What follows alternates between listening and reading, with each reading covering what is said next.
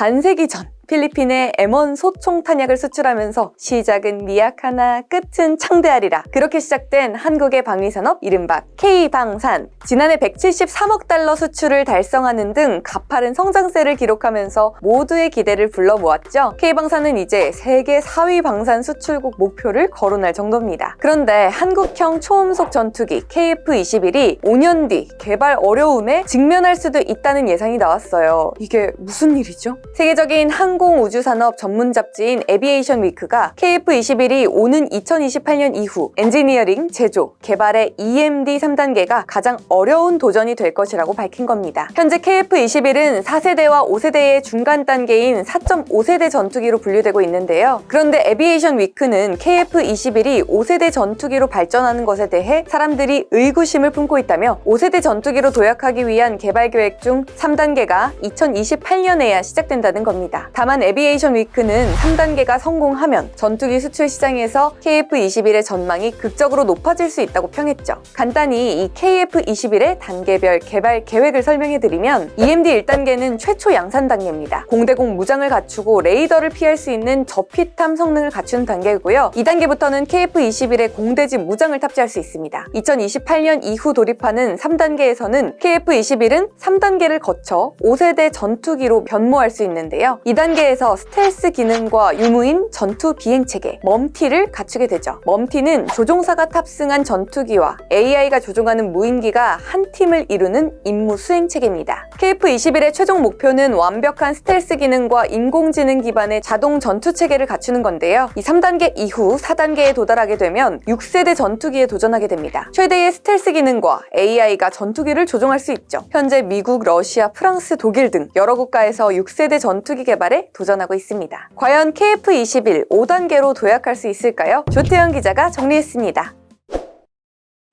이번 주인공은 KF-21 전투기입니다. 이거는 잘 아시는 분들이 굉장히 많죠. 간단하게만 말씀을 드리면 한국형 전투기, 보람의 전투기가 KF-21입니다. 아직 배치된 건 아니고요. 시험 비행을 열심히 하고 있는 상황이죠. 이번 아덱스에서 일반에 처음으로 공개가 됐고요. 편대 비행 영상도 공개를 했다고 합니다. 잘 가고 있는 것 같고요. 카이의 계획은 2026년에 개발 완료를 하는 게 목표죠. 그런데 아직 끝난 게 아니라는 거예요. 2028년 이후에 가장 어려운 도전에 직면하게 될 거라는 전망을 내놨습니다. 이게 무슨 소리냐면요. KF-21은 기본적으로 세대로 나눴을 때는 4.5세대 전투기입니다. 4세대 전투기는 한 2010년까지 쓰였던 전투기들을 말하고요. 5세대 전투기는 초음속 순항이나 스텔스 기능 그리고 복합재료 동체 같은 더 좋은 기술로 무장된 전투기들을 말하거든요. 4세대 전투기에서 전자장비 같은 것들을 몇 가지를 업그레이드해서 내놓는 것들, 이런 것들을 4.5세대 전투기라고 하는데요. 아무래도 5세대에 비해서는 성능이 떨어질 수밖에 없는 태생적인 한계를 가지고 있습니다. 그런데 KF-21은 애초부터 더 진화할 것을 염두에 두고 만든 그런 전투기, 그러니까 5세대까지 염두하고 설계한 그런 전투기라고 볼 수 있겠습니다. 그러다 보니까 4.5세대에서 5세대로 진화하는 이 과정에서 상당히 어려움을 겪을 수 있다는 게 오늘 전해드린 소식의 핵심이라고 볼 수 있겠고요.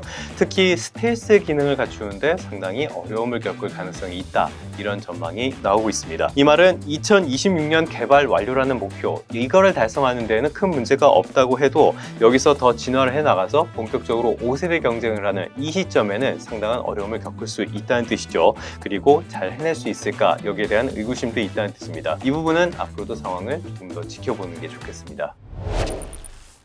그러면 성공 투자하시고요. 다음 시간에 다시 뵙도록 하겠습니다.